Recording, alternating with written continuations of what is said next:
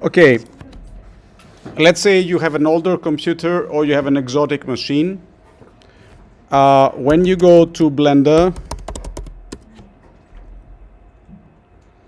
and you go to download, you can all see my screen, yes? It says here Windows, Linux, and other versions. So when you go like this, it will give you essentially options here. Okay. So from that point of view, if you have an older MacBook, for example, I propose you use this one. Okay. But then if you need a very older version than this, you see here it has a lower, it doesn't have a button, it's a link. It says looking for previous versions, because all of these are essentially 4.32, yeah? So if you need previous versions, you go to, you can actually find even the first Blender version, which is definitely older than you. Yeah. So the last closed source was 2.25, right? And then download any Blender version. And you'll see here, for example, Blender 1.0 was, well, it's not 2020 actually, this has been updated. But Blender 1.73 was 20th of August 2003.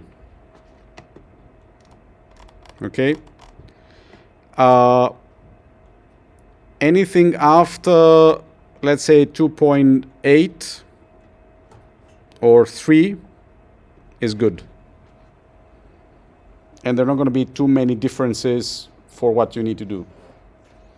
And Blender is fantastic of running in older hardware. So if you have an older machine, 10 years ago, you can still run it and it's going to do great. Okay, I've run it in very, very old and cheap software. We solved that question? Yeah? Good.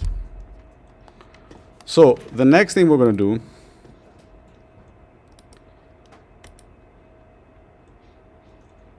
have screencast keys open.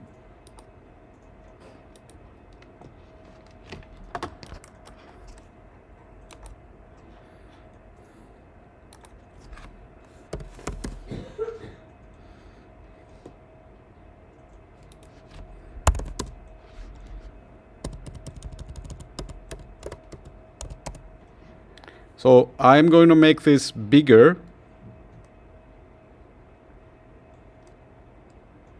and allow the keystrokes to remain for a longer period, okay?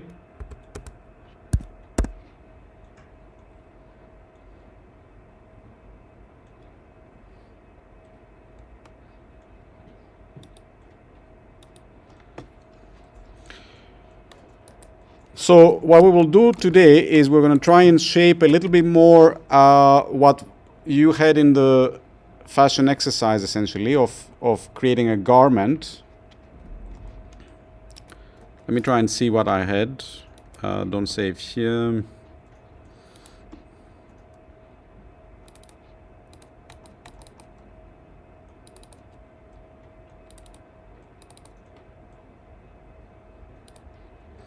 So we were going to take a look essentially at basic mesh modeling.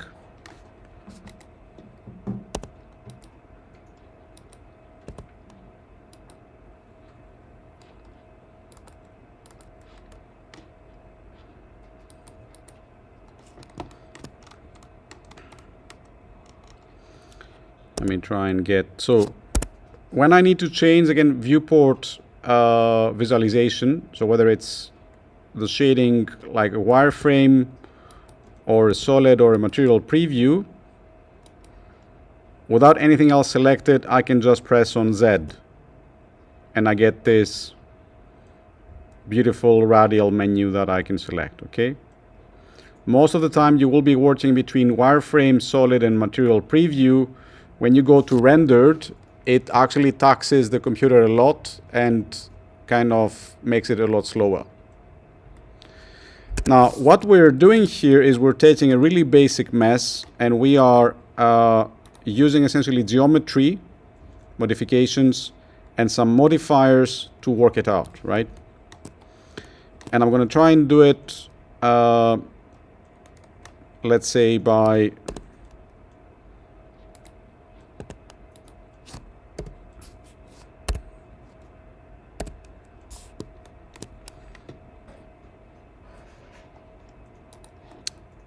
freestyling it, if you will.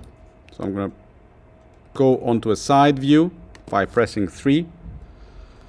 And you can do always the same. So the other thing I'm going to switch again is I will show everything through the keyboard, but also everything through a menu. So whatever I'm doing on the keyboard can be done also with a mouse or a menu. So if I want to change view, I can essentially use the view menu here. So if I want to go on the top, which you see it's numpad 7, viewpoint,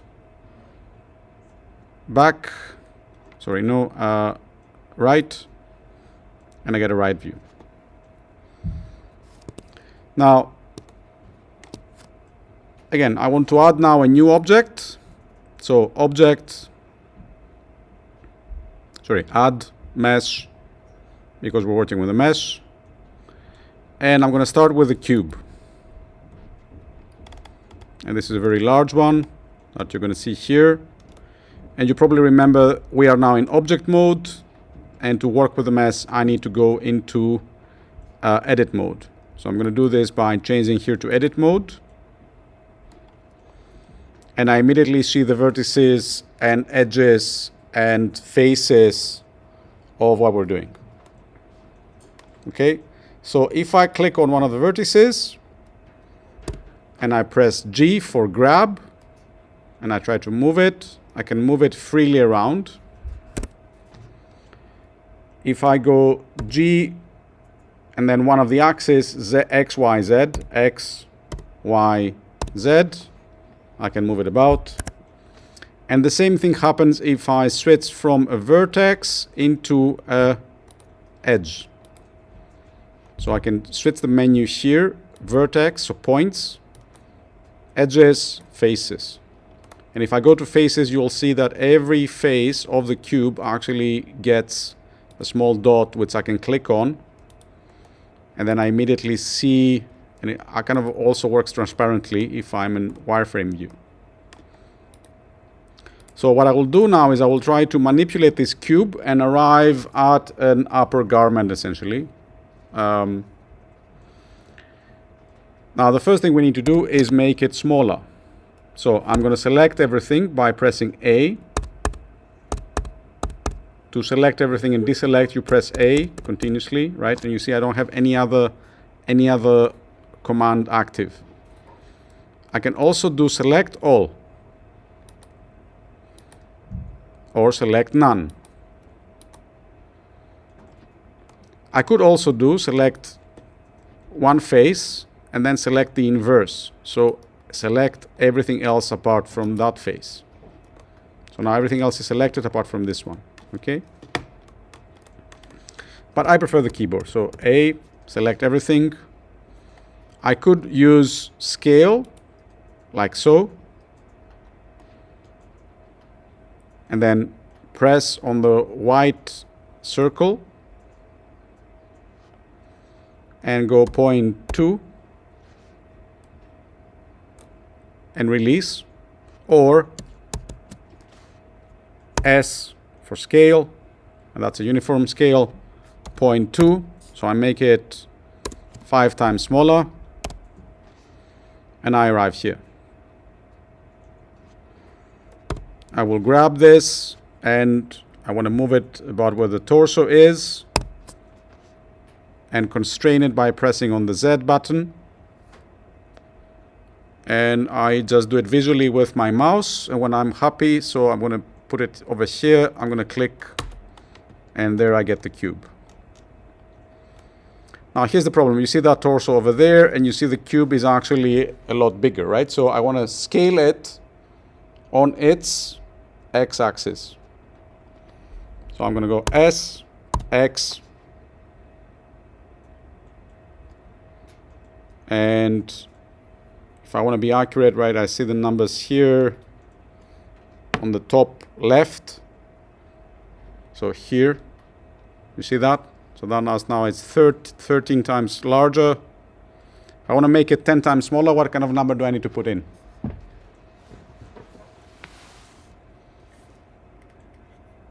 Ten times smaller. I want to make it half, so 1 time smaller. What kind of number do I put in?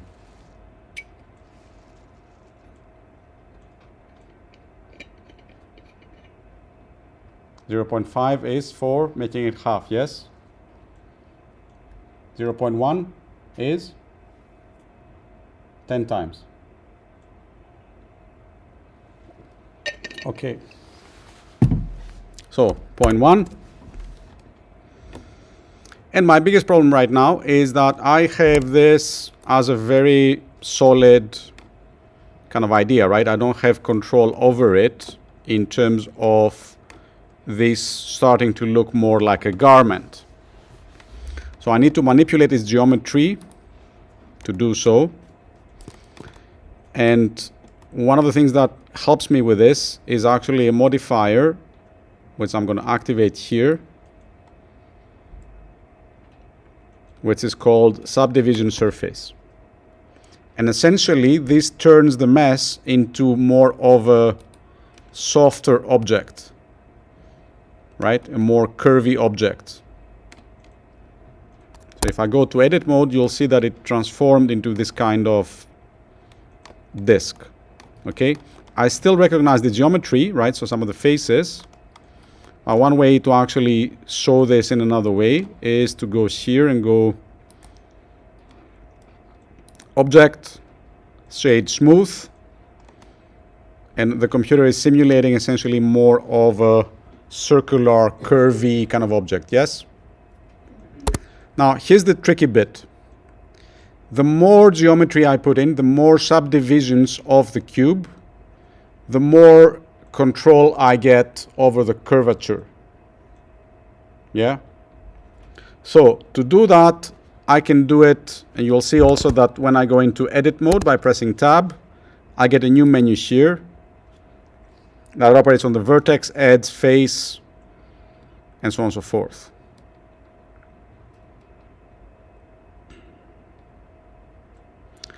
So let's try to create essentially a loop cut. So a loop cut is another cut that goes around the cube, right?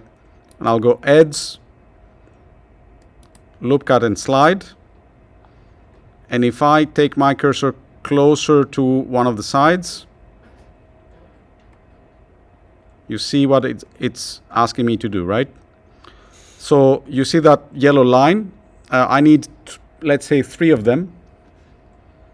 So I press 3 and I leave it as such. And immediately you also see that the object is changing. And let's do the same also into the vertical direction. So let me completely remove the scale. I can do edge, loop cut and slide, or Control R and then 3.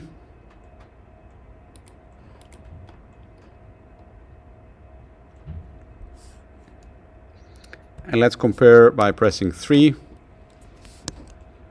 So what do I need to do now? I need to make it even smaller. So S. And I want to exclude essentially the vertical direction, which is X at the moment. So to do that, I will go Scale, Shift, X. So I'm only scaling it in size .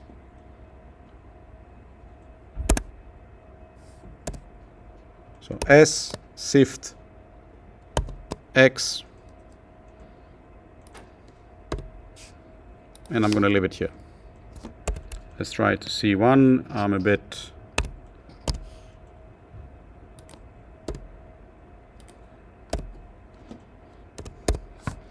and I get what looks like a really nice pillow. Okay? So what I would like you to do is all to go through making the same thing.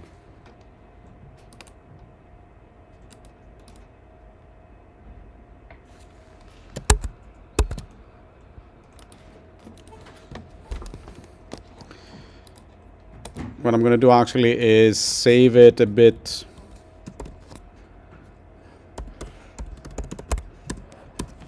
like this, and then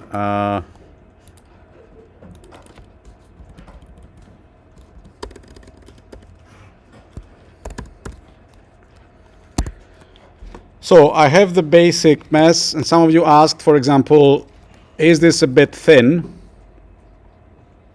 Right? So here's now the beautiful part of what we can do to manipulate this without adding any more geometry onto it. First thing is that I can select a vertex and then press on move or G for grab, and then move the vertex and kind of create volumetric changes, right? Change its volume either by creating an indentation, right? So taking it inside the fabric or taking it outside, right? And right now, I'm not constrained in any of the axes, right? But if I want to do on that direction, right, I can press X.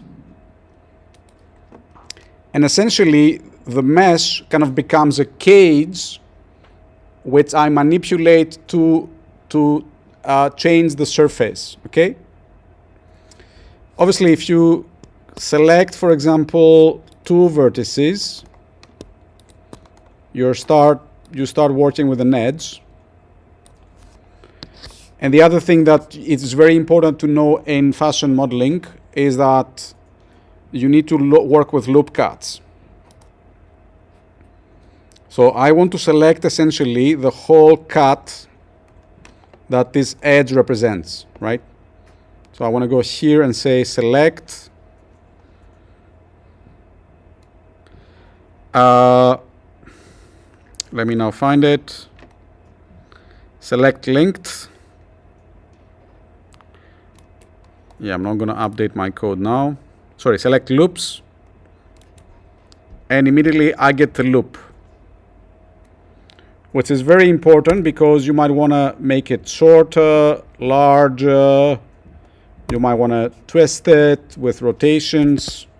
You might want to move it, right? A lot of times in garments, we're working with loop cuts because that's what actually happens when you try to create, for example, the sleeve or any other kind of geometry that kind of follows the body, right? We understand that, more or less, why that is important. So always remember, to select a loop cut, I select two vertices, click on the first one, shift left click on the second one, select loops, and I can go edge loops, edge rings. So the ring is actually not just a cut, not one line, but actually essentially a surface.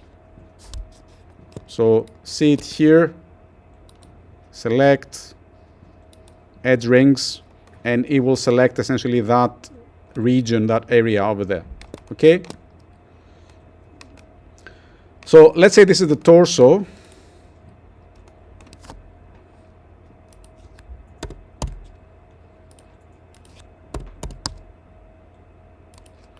I want on the sides to actually start creating the sleeves. Yeah? So select these four vertices. Let's say I don't start from the top, but I take the second face. And if I press E, I can start extruding essentially a sleeve. Make sense? So E is for extrude. To do the same thing with this, I can go extrude edges. Sorry, you go to faces, sorry, extrude face. So what's the difference between extrude face and extrude edges? And you see that it doesn't actually create a volume, it's just extrude the edges, right? So it will create essentially a tube. It's better to go with faces.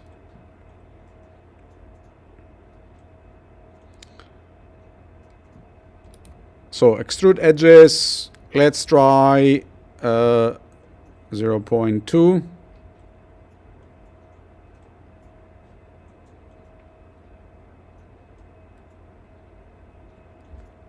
So 0.2.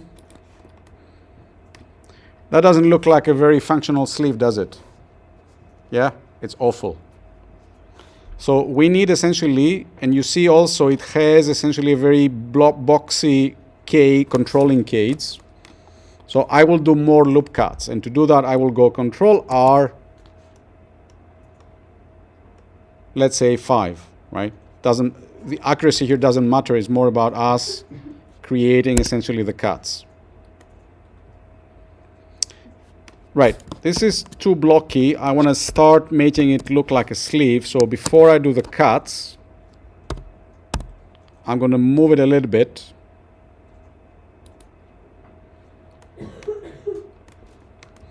And because I am very lazy, I want to do whatever I do on this side, I want it to repeat on the other side, yeah?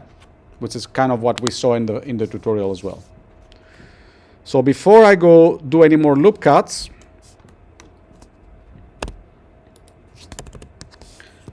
I'll go into wireframe mode, deselect everything, so I need to be with nothing selected, and then with the select box, pick those vertices up, and press X for delete and delete them. So I only now have half my cage. And I want to add a mirror.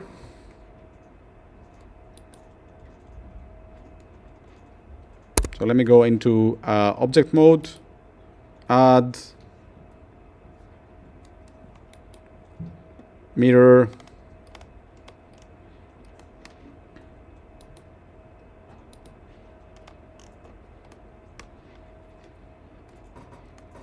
And I get essentially a copy of this. But you'll notice as well that my object enters, I get the geometry entering my let me go into solid so you can see this.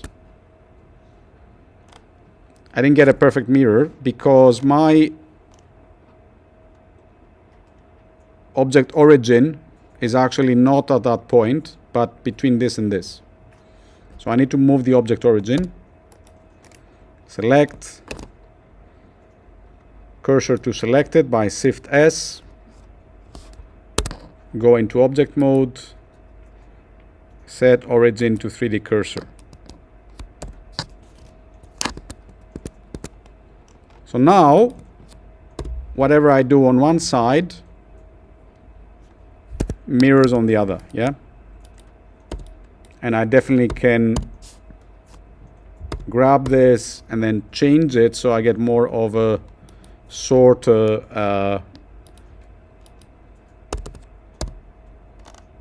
width of shoulders. Press on that one and give it a bit more volume, and then Control R to create the sleeve. And one of the things you can do is actually select these, X, and press delete so that you get essentially an empty sleeve.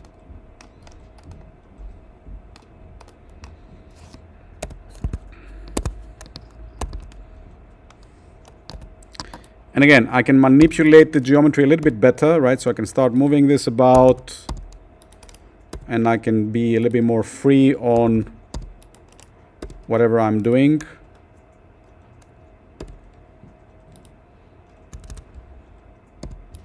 So I can make it a little bit looser.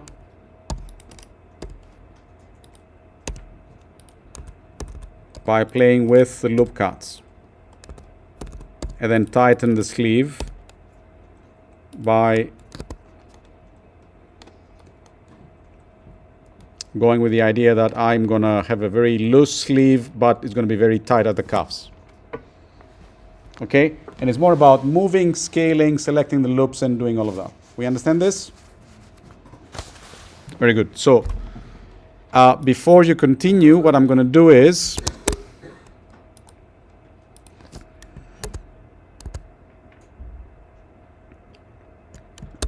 I'm going to upload the file on Canvas. Okay, so what we will introduce now is a little bit the idea of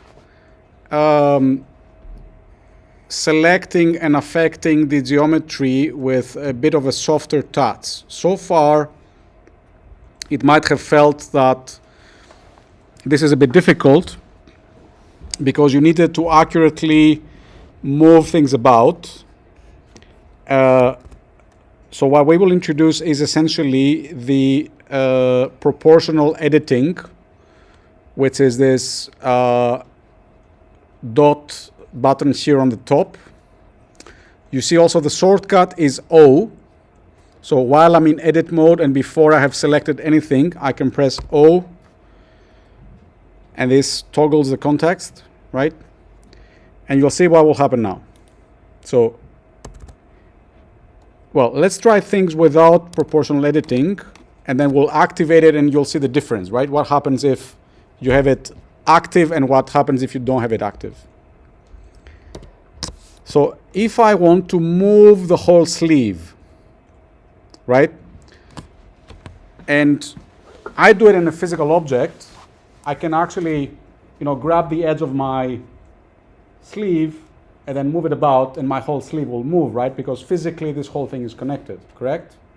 And most of the time your experience of the physical world, if you're trying to design something like that, will have to carry on the digital. But computers are stupid, right? So we need to actually let them know you want more of this kind of physical interaction, yeah? So when I move it about, the rest of the vertices that define the sleeve do not move, okay? Whereas if I click on proportional editing and you see kind of like a curve that defines how it will behave, and I also activate the connected only, and you'll see what that means in a bit. And I move about, you see that the whole thing is moving because there is a circle that defines the area of action. So now, whatever is within the circle is going to be affected by the transformation I'm doing, the rotation, and so on and so forth. Okay, so if I only want the cuff, I can do it over there. And essentially the circle is moving by my clicking on the wheel button of the mouse. So rotating that wheel up and down, as you'll see, kind of does that, yeah? Now, we say connected only, so that only the vertices that are connected to the original object I selected will move.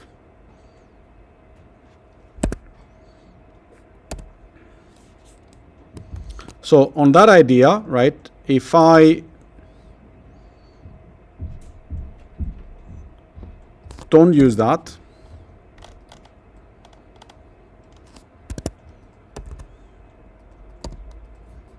and I had two objects, it would also affect, so let me give you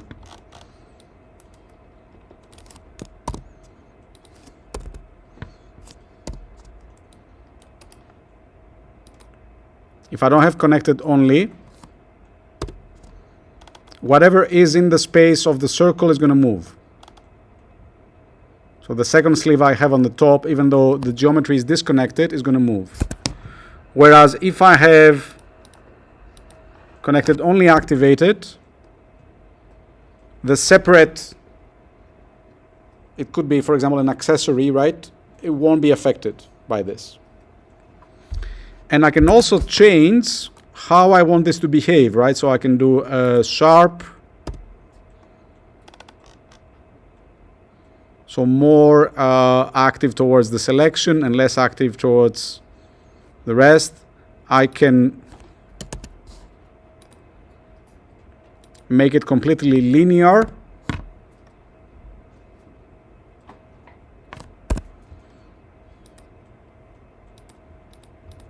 Most of the time, smooth works for most of the cases, yeah?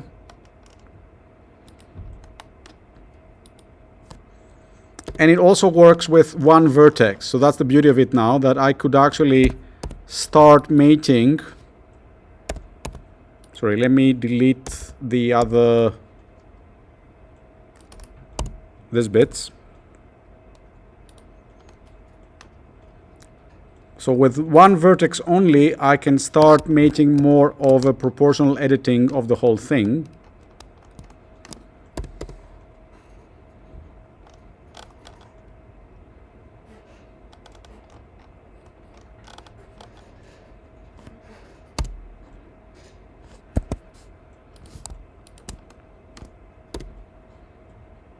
Same from the top.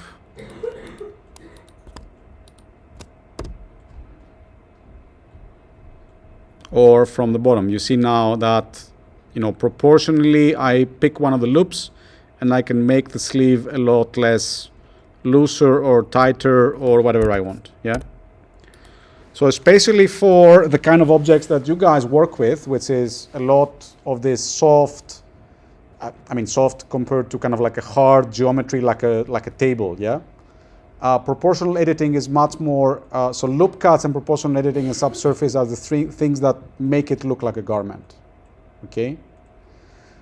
The other thing we're going to see a lot more continuously. So do we have any questions on this, first of all? Let me stop the recording here.